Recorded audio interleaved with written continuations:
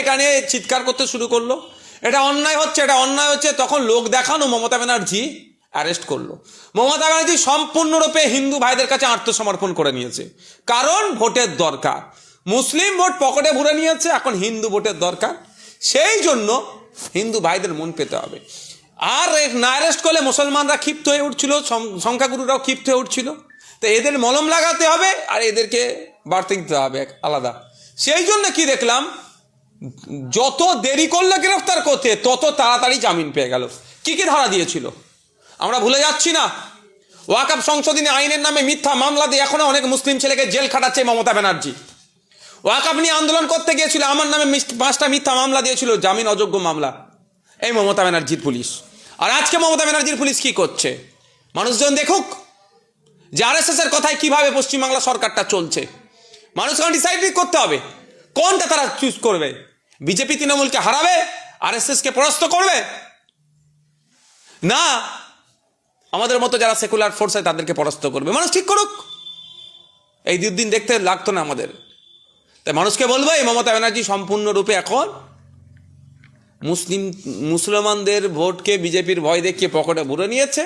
এখন হিন্দু ভাইদের ভোট লাগবে, হিন্দু ভাইদের মন পেতে হবে। সেই জন্য সমস্ত ক্ষেত্রে দেখুন দীঘা থেকে দার্জিলিং মন্দির তৈরি করতে ব্যস্ত। আর এইগুলো যেগুলো মানুষের চিৎকার চেঁচামেচিতে অ্যারেস্ট হচ্ছে, সকালে অ্যারেস্ট করছে, সন্ধ্যায় জামিন পেয়ে যাচ্ছে। আমরা ভুলে যাচ্ছি না দুর্গাপুর কাণ্ডে সে ছেলেটি যারা ছিল তারাও জামিন পেয়ে গেল, একের পর এক জামিন পেয়ে যাচ্ছে। কি করে পাচ্ছে?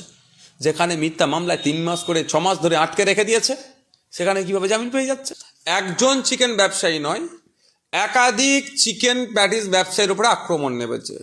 শেখ রেজাউলকে যেমন আক্রান্ত হয়েছে, সাথে সাথে শ্যামল মণ্ডলকেও আক্রমণ করেছিল। কিন্তু শ্যামল মণ্ডলের বিষয়টা পরে জানাজানি হওয়ার পরে সেইভাবে অতটা চর্চা হয়নি। কিন্তু প্রশ্ন এখানে, কেন এইভাবে আক্রান্ত হতে হবে?